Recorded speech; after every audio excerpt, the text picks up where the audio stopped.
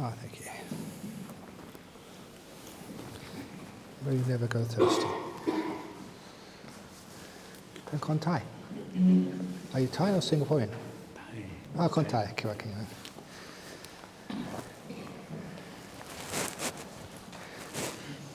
Very good. So just a little bit of housekeeping before we start the talk.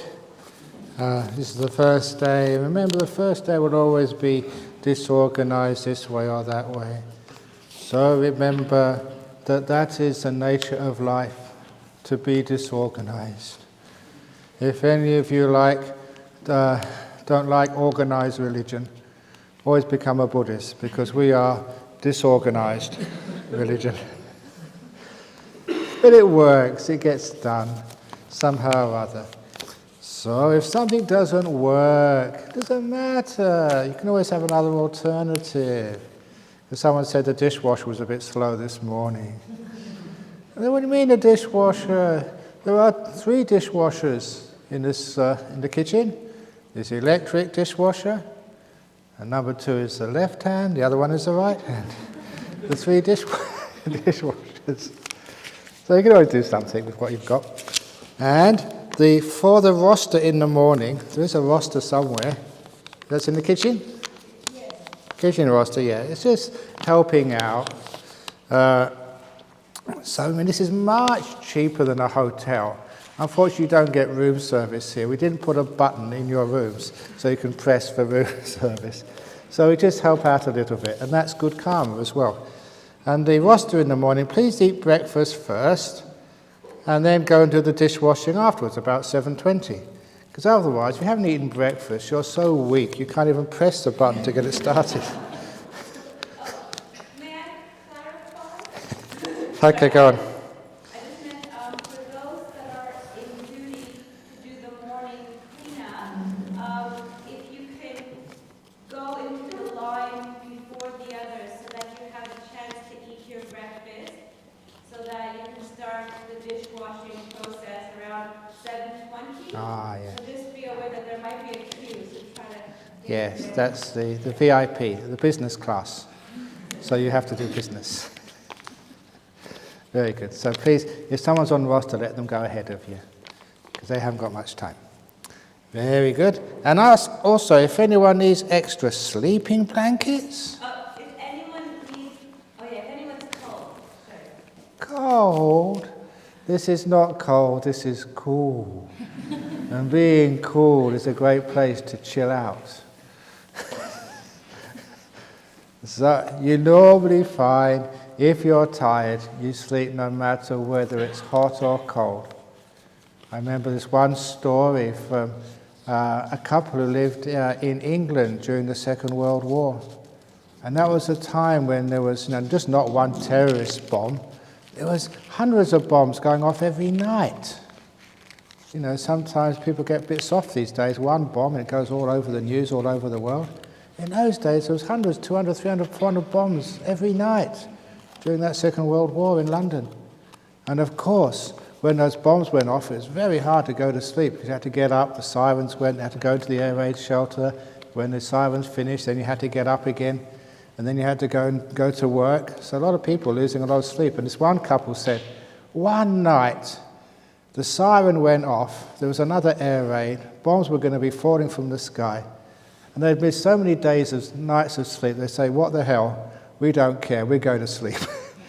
And they slept in the bed all night. If they get hit, that's just bad karma, that's all. And even though explosions going on all around them, they had this really good night's sleep. And they woke up in the morning having a very deep sleep, and we're alive, that's good too. So it just really showed you that when you really are tired, even if a bomb goes off next to you, you won't get up. Actually, that's most of you now, I think. I don't think it's that bad. So don't really worry. If you don't sleep well at night, you can always have a sleep during the morning meditation, like someone did this morning. Or you can just go back to your room and have a bit of a rest. So that's the first thing on this retreat. Many of you have been on a retreat with me before, and it's a very soft retreat, a very gentle retreat. because I want to make sure you all relax. And when you're relaxed, it's very easy to meditate, to make the mind peaceful. And when the mind's peaceful, you experience the powerful mindfulness, the joy, all the insights which come from meditation. We have to start by relaxing, first of all. So that's why actually I'm quite happy. If you take an extra blanket because you're more relaxed in your bed, fine. And if you sleep in the first few days, fine. The classic story which I like telling on every retreat is of this woman from Sydney. I gave a retreat in Sydney many years ago. And she arrived at the retreat maybe about midnight on a Friday, because she had to, like many people, had to finish all the jobs in her office. She was an executive at a company. And even though she stayed till 11 o'clock, still everything wasn't finished, but it was, okay, that's it, I'm going. So she arrived very late at this retreat center. And when she got up in the morning and came for the first interview, I told her, look, just relax a bit. And so she took that advice. So after breakfast, she went back to her room and slept until lunch. She got up for lunch, and after lunch, she went back to bed again for a couple of hours. And she did that for about 3 days. And all the friends, because this was a retreat center, not like this 5-star one where you got your own room, well, there's actually 3 other girls in the same room with her. And she said she could feel the jealousy coming from these 3 other girls. They just didn't have the guts to do what she was doing. No, they were getting up and saying, why are you getting up like I? If I have to suffer, you have to suffer too. But no, she just carried on sleeping. And of course, after 3 days, all she'd really done was catch up on her sleep. But after 3 days, imagine an executive working really hard, so many hours every day. You're so tired and worn out. But after 3 days, her body felt so good. And her brain was relaxed. And then she started her meditation retreat. But because she started from a place of real good bodily relaxation, that meant that she made very quick progress. And on a 9-day retreat, by the next 3 days, she'd caught up with everybody else, in her progress in meditation. By the end of the retreat, she was far ahead. And I like that, telling that story, because it just shows you sort of what to do. Now, those of you who are retired, you don't need to follow that advice. You haven't been working very hard. So. But those of you who have been really working hard, look after your body first of all, because that was the Buddha's teaching, the middle way. And that was the very, very first teaching the Buddha gave. And it's an important teaching, which too many people forget. And the Buddha there was striving, working hard, trying to get enlightened, going without sleep, going without food, really being ascetic. And after 6 years of that, he realized his body was too tight. It was too hard to get any meditation. When he recalled the time under the rose apple tree as a kid, when he got his first experience of jhana, he thought that's the way to Bodhi, that's the way to enlightenment. That's from the Mahasacaka Sutta, number 36 of the Majjhima Nikaya. Maybe this is a path to enlightenment, because he tried everything else. And the insight came to him, yes, that deep meditation is the path. But the next thing he said was the important part for this beginning talk, was you can't get that deep meditation when the body is so tight and tired, and it hasn't got the strength and the energy. Which is why, he said, well, I'll eat properly, I'll rest, I'll bathe, and then when my body is nice and comfortable, then I will meditate, which is what he did. And when he chose a place to meditate, he didn't go into some mosquito-infested jungle. He actually went to the banks of this beautiful river Nirangela. Many of you have been on pilgrimage to Bodh Gaya, where the Buddha became enlightened. It's like a park. It's like, these days, if the Buddha had got there, first of all, it would be a resort on the banks of the river. Very beautiful, a few trees, good wind, good water, comfortable and shady. Because it had to be a place of reasonable comfort. And that, obviously, that understanding of how to get into these deep meditations was one of the reasons why we located this retreat center here. It's peaceful, it's comfortable, and why we gave you such nice rooms and good food. We're not indulging you, we're not trying to just be too soft. Because I as a teacher know that this is really important if you're going to get into deep meditation. Be able to sleep well at night, have a toilet, have decent food, so your body feels relaxed. When it's relaxed, it has energy, you don't have to worry too much about sickness and tiredness, so you can really get some deep meditation. So the first times, that people, when they come here, they do have the sloth and torpor. They start to nod and snort, and their mind is very dull. Why is that? It's nothing wrong with you. It's not that you can't meditate. It's just nature, that's all. It is because you're tired. The brain is tired. I know the best antidote to sloth and torpor is called a bed.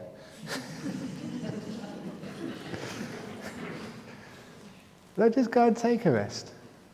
Especially for the first 3 days, you have permission from me, any time of the day or night for the next 3 days. You can go and take a nap whenever you want. And it's just a beautiful thing to do that. At last, you're not in Singapore anymore or in Penang. You're in Jhana Grove. So any time you feel, I really need a rest, you can just go and lay down, have a nice rest. You don't need to set your alarm clock.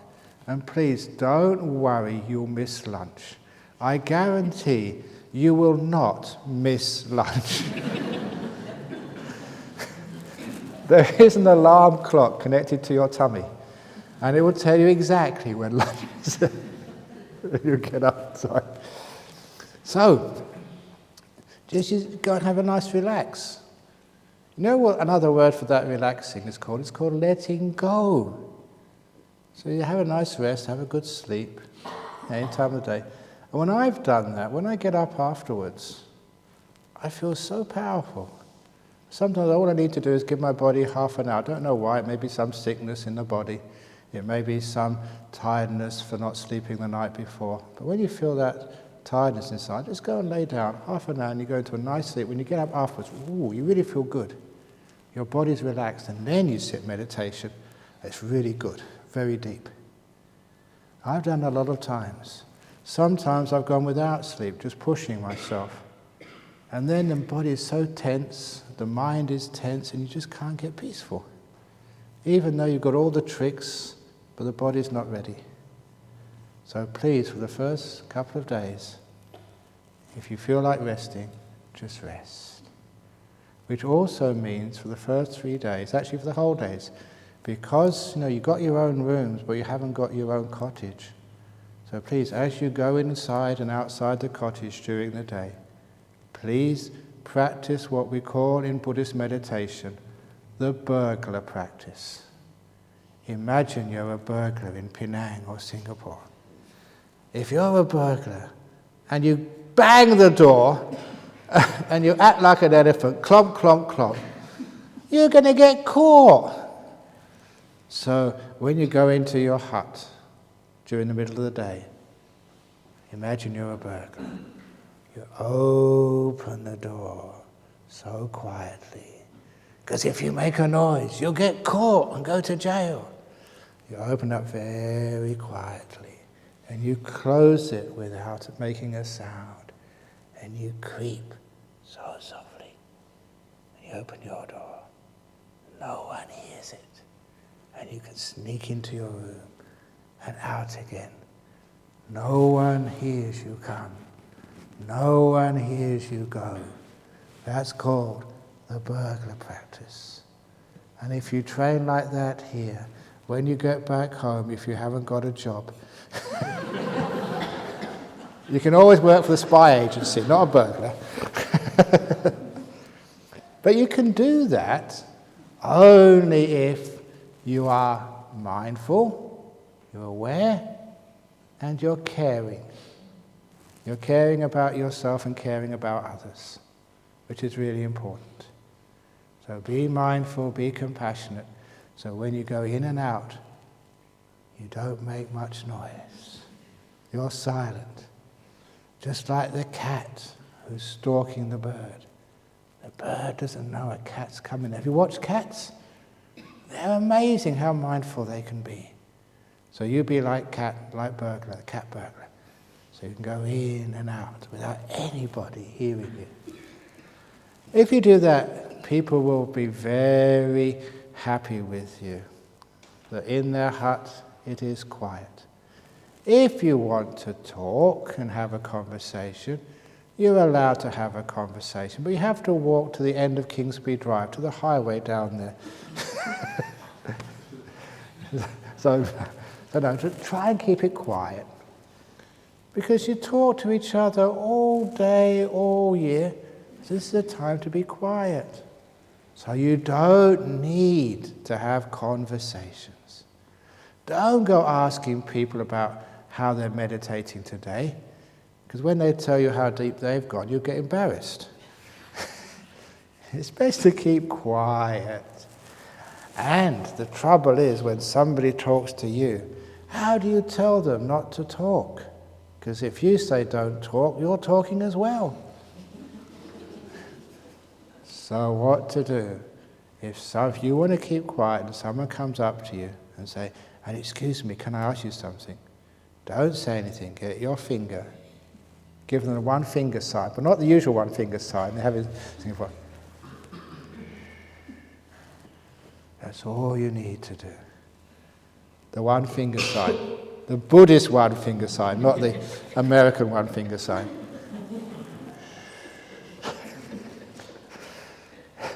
And then when they're quietened down, you can go away. You haven't said anything, but you told them, shh. And after a while, if you practice like that, you'll find the whole place becomes very silent and quiet, because you're not encouraging too much talking. And you'll find that will make the place such a wonderful retreat. Too much talking, you're wasting your time. You come all this way, spent a lot of money, having to take leave.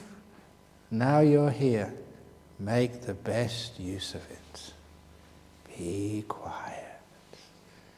It's tough at first not talking to each other, but you do get used to it. One of the things which I like doing, just to tell people about this and to prove it, usually at the end of the retreat, before people leave, the last day, I tell people, okay, you can talk now. You know what usually happens when I give them permission to speak? Nobody wants to. Even though they can, they don't. The reason why is because they enjoy the silence. Silence is golden. And since the GFC, the price of gold has gone up. So silence is worth much more than it was last year when you came here. So please make the best use of the silence and just enjoy it. And that will make the mindfulness and the kindness stronger and stronger and stronger. And especially when you're in the dining room. In the dining room there, you've got this delicious food. And this lady, Visakha, she's out there cooking for you. And what happens? Do you appreciate her food? No, you just bung it in your mouth and go ba ba ba ba ba ba to somebody else, bung it into your mouth, ba ba ba ba. You don't know what you're eating when you're talking. You might as well be eating junk food. So, when you're eating, silent. So eating is only when the door, you know, like we've got these, some places, entry doors and exit doors. The exit door is speaking. So close that door and the entry door, so only thing can go in, nothing can come out. So just allow the food to be digested. Mindfully, silently. And if any of you have indigestion or gastric problems, a lot of it is because you don't digest your food because you're not aware of your food. You're shoving it in your mouth, a tiny little taste, and then it's gone. Instead, try putting it in your mouth, and enjoying the taste, as mindful as you possibly can, fully aware of all the flavors and tastes in your food. And because the food is usually delicious, that means more saliva will come out of your mouth.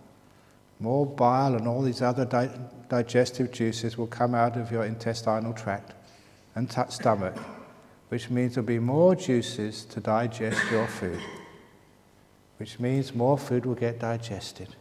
You won't have so many gastric problems, but you probably, because you get such good digestion, like me, you become fat. You get more out of the food you put in your mouth. But it does make you healthier when you're aware of what you're eating. And if you're talking or thinking, you're not really aware of what you're putting in your mouth. So especially in that dining area, be quiet. And of course, you know, you can have a cup of tea or a cup of coffee or Milo or milk, whatever you want. But if you do have a cup of tea, the cup of tea should be taken silently, just like the tea ceremony. This is not the Japanese tea ceremony.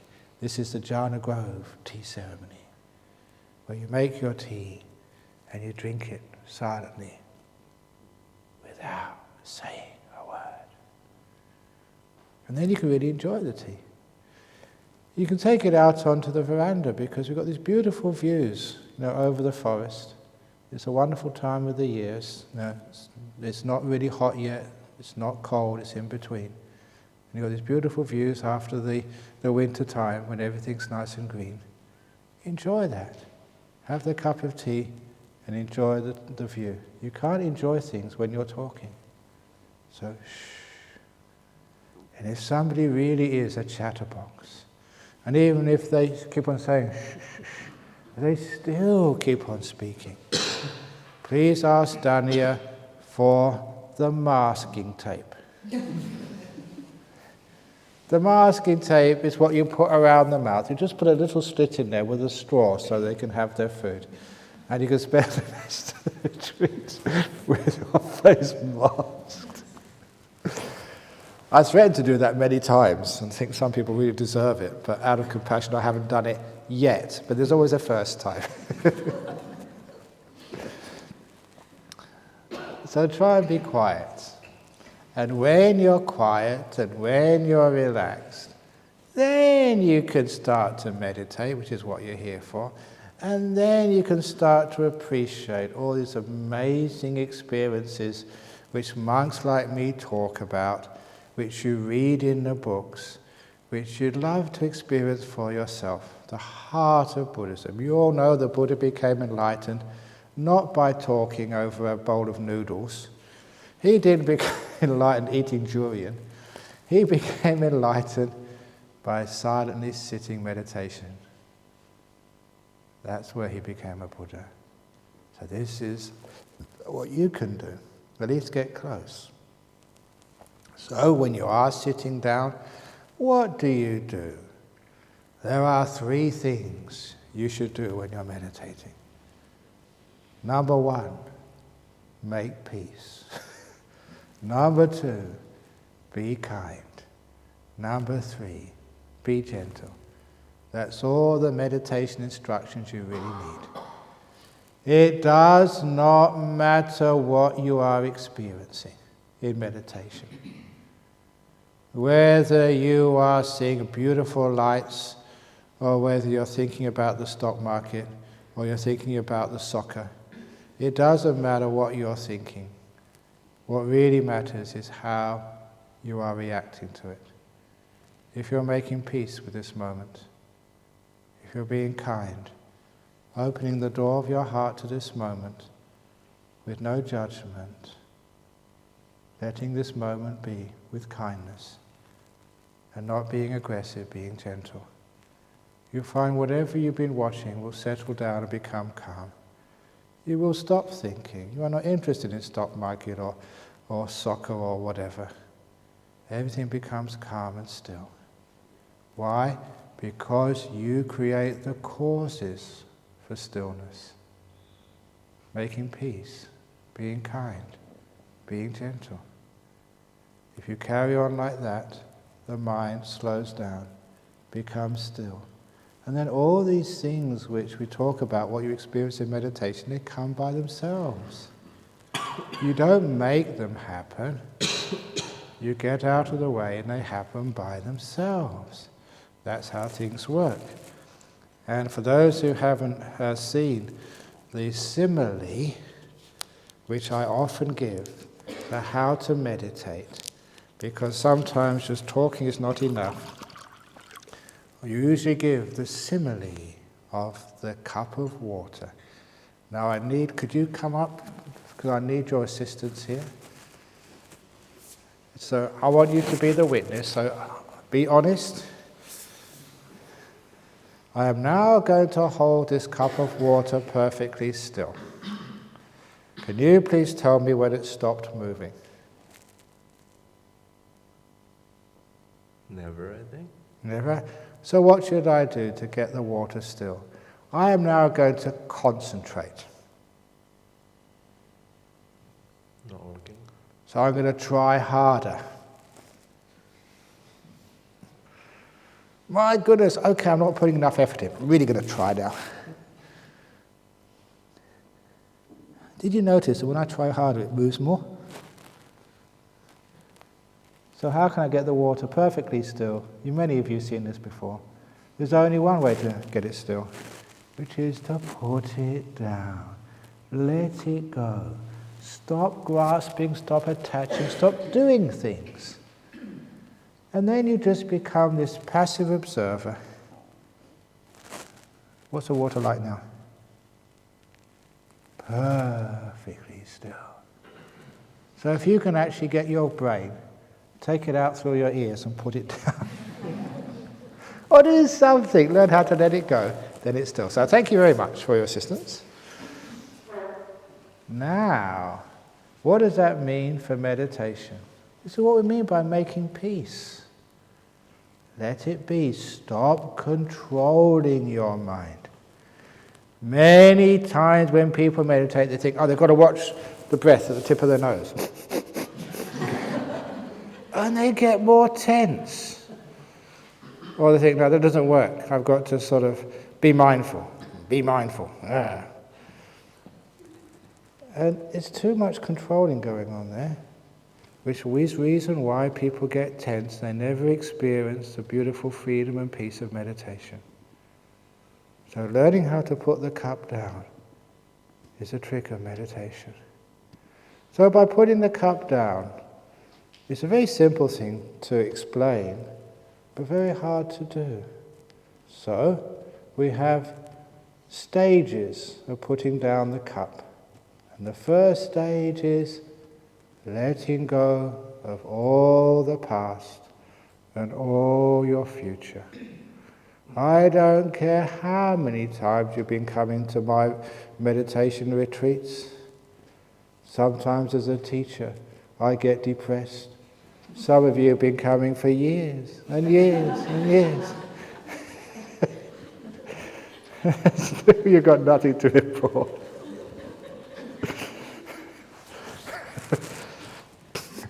But you're making some sort of progress. But I let all that go. So you let go of the past. So it doesn't matter of how stupid you've been or how bad you've been. Especially these days, most people are into these terrible guilt trips. When they look back upon the past and they think of all the bad things they have done. And many people, when they come on retreat, a lot of time it's just dealing with the guilt or the anger from the past, what people did to them. And that should be let go of. If you find it difficult to let go of the past, maybe an ex-partner has let you down, or more likely in Singapore, a business person has cheated you, and you've lost all your money or whatever, you have to start from scratch again. Or maybe a parent didn't look after you. Whatever it is in the past, if you can't let it go easily, you should try the psychology method, which I've promoted a long time now, of writing down all the terrible things which happened to you in the past. write it down on a piece of paper. Only the piece of paper I ask you to write it down on is a special piece of paper called toilet paper. If you have got some, and use brown ink. So, I told this a couple of days ago to some people who were having trouble with their past. They thought it was very funny, but it works. So you've got some terrible thing which has happened to you. You've been cheated in business. You know, your husband has a mistress, or your wife has just spent all your money, or whatever else has happened to you in the past. Write it down on a piece of paper. Brown ink on toilet paper. There's plenty of toilet paper in this place, so if you run out, we can give you another roll very easily. Write it all down, carefully. Not scratching it out, but like very neatly. And once you've written it out, then you read it, because it's acknowledging the past, which is important. You're not in denial. Yes, this happened. Yes, this was awful. So you read it. And psychologically, because it's on toilet paper, because it's a brown colour, you associate that with the normal stuff which goes on toilet paper, which is brown. It's those bad memories are not worth keeping. If you did go to the toilet and you got some feces on your hand, would you actually carry it around all day? Would you sort of go home to Singapore or Penang with it? Of course you wouldn't. As soon as you possibly could, you'd wash it off. Not just because it's unhealthy, because it also stinks as well. Just like all bad memories, they're unhealthy and they stink as well. So you associate, this is not the sort of stuff I should keep. So then what do you do with toilet paper? You take it to the place where toilet paper belongs, the toilet. And you take this piece of paper with all the things, bad things which have happened to you, all the traumas, all the disappointments, all the times you've been cheated, and you do the letting go ceremony. You put it in the bowl, and you press the button. And it all goes. And with it, you've let go of the past. Oh, what joy. It does work, because sometimes just telling people to let things go is not good enough. They need actually to do something physically to reinforce, the thought. So by doing that ceremony, it means you can free yourself from the past, whatever it is. So if you have trouble with the past, anything, get out the toilet paper. And it sounds funny, but it actually works. So it helps you let things go. And the next thing to put down, of course, is your future. I don't know, you've all got plans. Do you all know when you're going home? Who knows? People have been telling me that sometime this year there's going to be the end of the world. I don't know if it's going to be in October or November or December. We're getting pretty close now. So who knows? The end of the world might happen this week. So you'll never get back to Penang or to Singapore, or wherever you come from. This is it. So all your plans, who knows? Maybe this is the end of the world. What a wonderful place to end the world. In Jhana Grove with Ajahn Brahm. Oh, what good fun. Oh yes, please, bring it on. Can we please have the end of the world this week before we finish?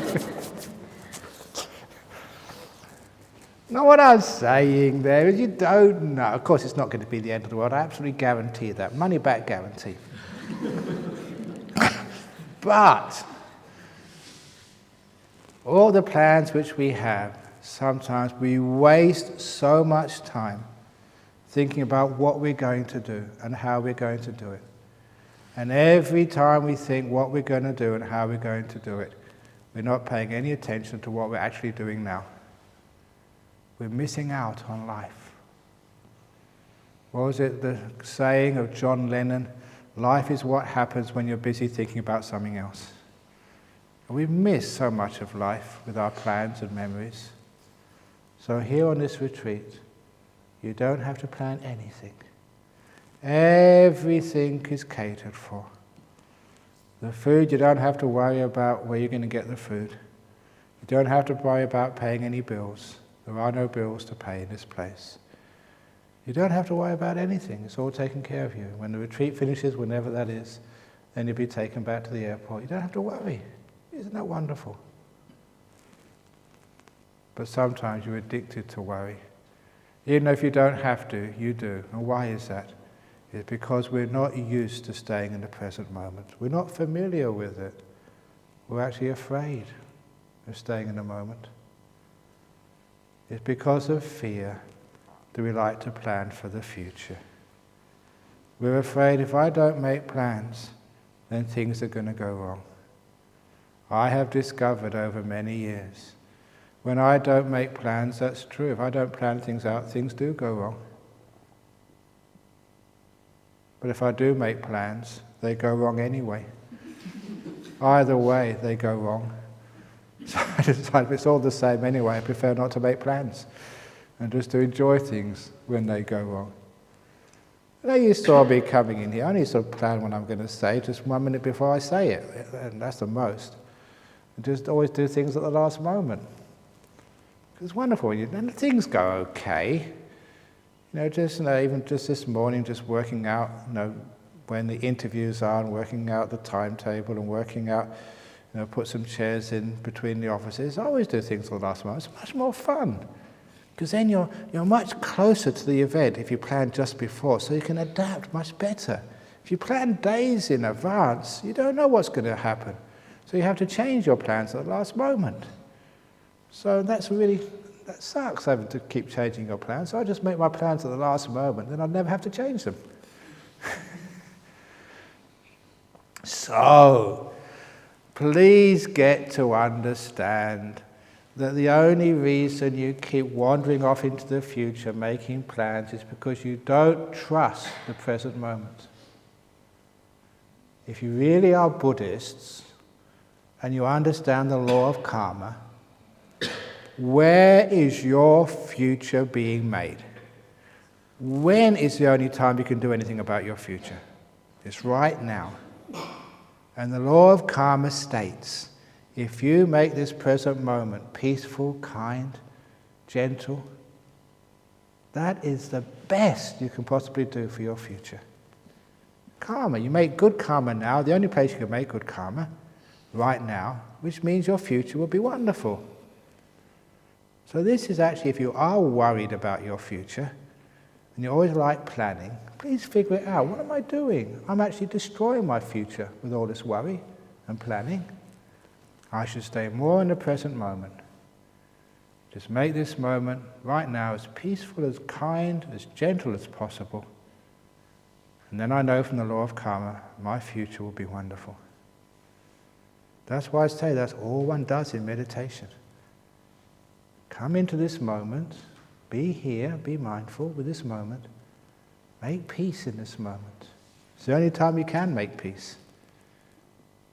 Be kind, it's the only time you can be compassionate.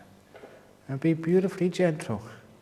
You do that moment after moment after moment after moment after moment. Every moment, this is what you do.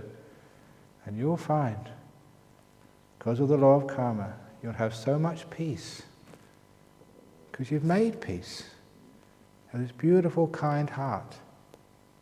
Because you made kindness in every moment. And just your body and mind is so gentle.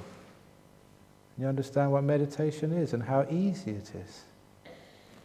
You know what happens sometimes? People think, oh, meditation means I must be watching nimittas, must be in jhanas, I must be able to watch my breath go in and out, in and out, in and out. And when you can't do that, you make war. You have ill will and you're aggressive. It's not making peace, being kind, being gentle. It's the totally opposite. You stupid mind. Come on, get your act together. Is that making peace or making war? Is that being really kind? Is that being gentle? That's why people don't get into deep meditation. They're trying too hard. They're fighting their mind. They're making war with their body. They're like US Marines going into Iraq with all guns blazing. Yes, you just get collateral damage that way. You get into more trouble than when you started. So please, don't do the US Marine meditation practice. Do the nice, soft, peaceful Buddha practice. Just make peace, be kind, be gentle in every moment. And just watch peace, kindness and gentleness grow. Hour by hour, day by day. Don't have too many plans. Right, at 10 o'clock I'm going to do this, at 10:30 I'm going to do something else, at 11 o'clock do something else. No, just adapt to the moment. See what you feel like doing and act accordingly. Make peace, be kind, be gentle. And then you'll find that you will have this very beautiful, soft mind which easily meditates. You just sit down there, you just made so much peace, so kind, so gentle. There's nothing disturbs you. You have put down the cup. That cup is perfectly still now. It's not moving, and it did it by itself.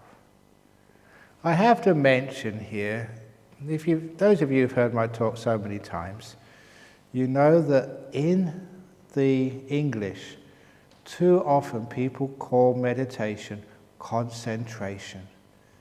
Please, concentration has got nothing to do with Buddhist meditation. That was just a very bad translation done over 100 years ago. Meditation means stillness, not concentration. If you concentrate, you will never become still. You become hard and tense. Instead, if you think stillness, you'll understand the only way to be still is to let things go, to let them be. Stop moving things. And then the cup becomes perfectly still. Concentration is just holding things. Stillness is from letting go. And if you understand that, you'll find a lot of stillness in the next few days. It's not that hard to do. And when the mind becomes still, all those things which you thought you would get by concentration, they come by themselves. When you're still, you stay in the present moment. You don't even need to speak. Why think when everything is so quiet? One of the advantages of this place, Australia is one of the emptiest places. So you only have to come, this is only just 50 minutes outside of the CBD of Perth. And here there's hardly any sound at all. Maybe the sound of the wind. The animals don't make much noise. The kangaroos, maybe a bump, bump, bump if they're running, but usually they just graze very softly, you don't hear them. There are hardly any noisy animals in Australia, except for us. Which means at night time, there's hardly a sound to be heard. Yeah, there is a road up the top there. Maybe you get a car every 5 or 10 minutes. But there's hardly anything else. It's a very, very quiet place. So sometimes, you just go out, look at the forest, and allow the quietness of the forest, its stillness, to soak into you. Just listen to the stillness. Just let it go deep inside. Because sometimes that's all one needs. The stillness outside resonates and creates that inner stillness. And you understand what meditation is, where everything becomes calm and still, where nothing moves. And that's such a beautiful experience. It shows what meditation is all about.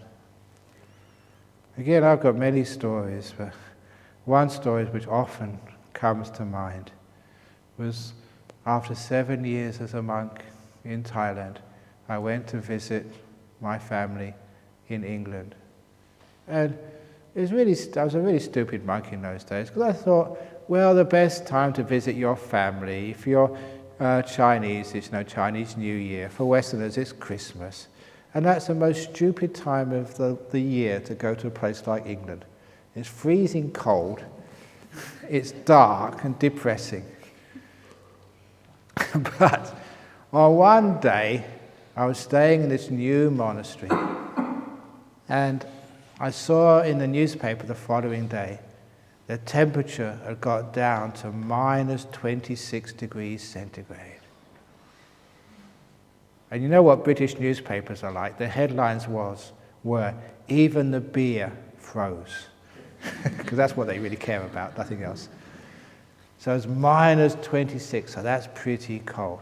For Helen from Norway, that's like summertime. But minus 26 degrees, and everything was covered in snow. And they have this saying that only mad dogs and Englishmen go out in the midday sun. Only mad monks who are English go out at that time when it's cold. So I went out early one morning, just have a walk in the forest.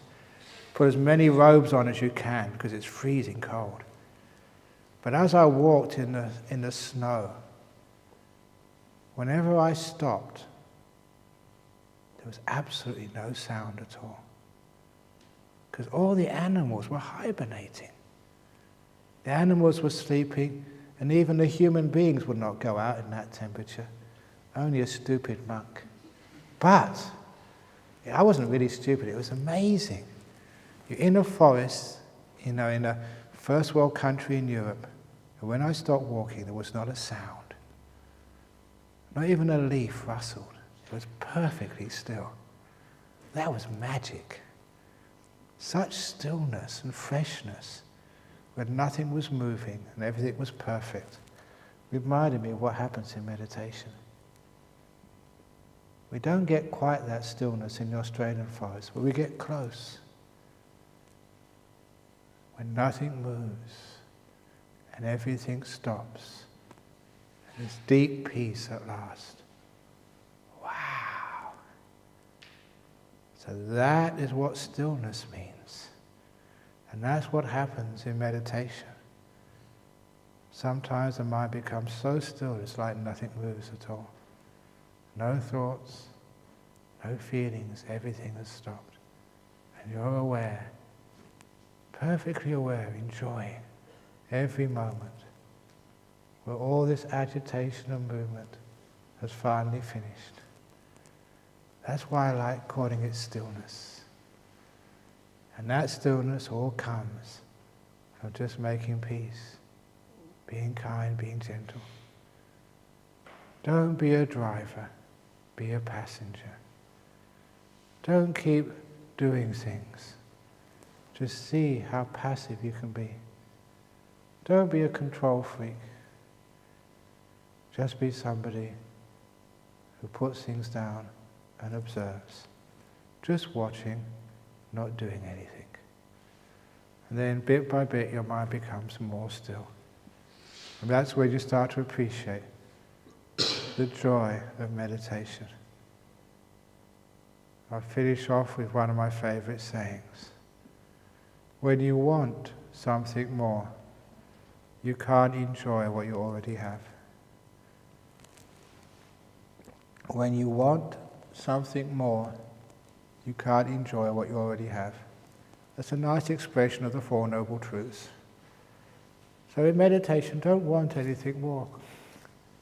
Even if you're tired, this is good enough for me. Even if you're restless, don't want anything more. Because when you want something more, you can't enjoy anything. You can't be still. You can't find peace. So the end of wanting is called stillness, is peace. So see if you can do the not wanting. This is good enough for me. I'm here, this is good enough. My job is just to be content, just to be here. So don't try and get something from this meditation retreat. Just try and be here. Be here in every moment as much as you can. Just be here, making peace, being kind, and being gentle. That's all the instructions you need. Nevertheless, just to entertain you every morning, I will rearrange that talk into different ways. But still all the same, just making peace, being kind, being gentle, and being still. That's how to meditate. Okay, so are there any questions about what I've just been saying? Very good. So those of you who are yawning, those of you who are tired, remember the best way to overcome sloth and torpor? So you can go back and have a nice nap before lunch or after. That's fine. Indulge yourself the first couple of days. Then afterwards we get a bit stricter. But actually after a few days you don't feel you need to sleep. It's quite natural. You know, there's sometimes, some of you, I'm sure this will happen, it always happens to some people, sometimes just you can't sleep at night. Not because you're anxious, because you've got energy, you don't need to. It often happens on a 9-day retreat. Some people come to me and say, I couldn't sleep all night.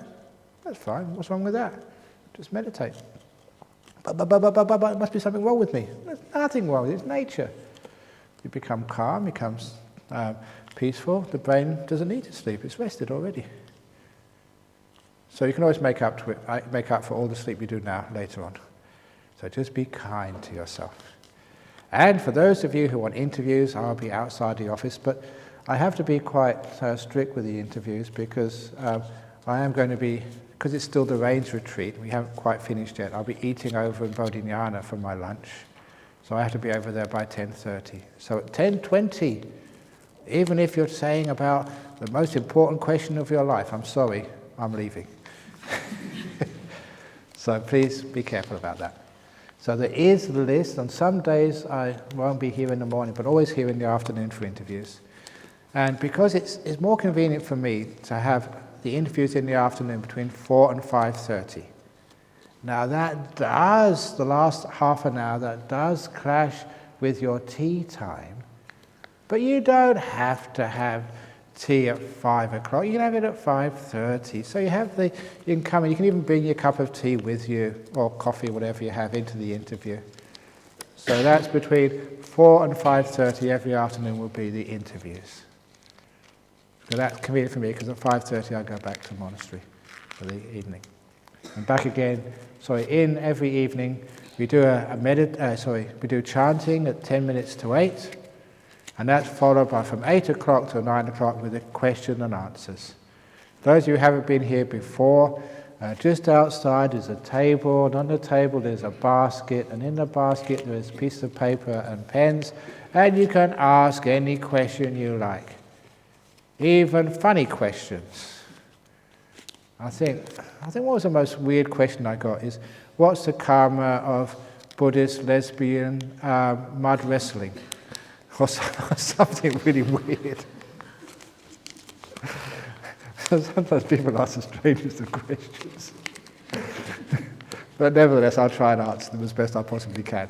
Not that I know anything about gay, lesbian mud wrestlers. But anyway, so that's the questions in the evening. So any comments before we finish off? Is there any more announcements, Danielle? Or?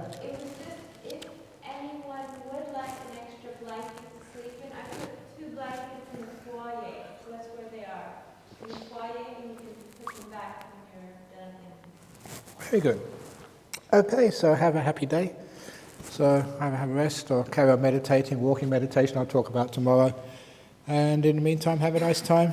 Lunch is at 11.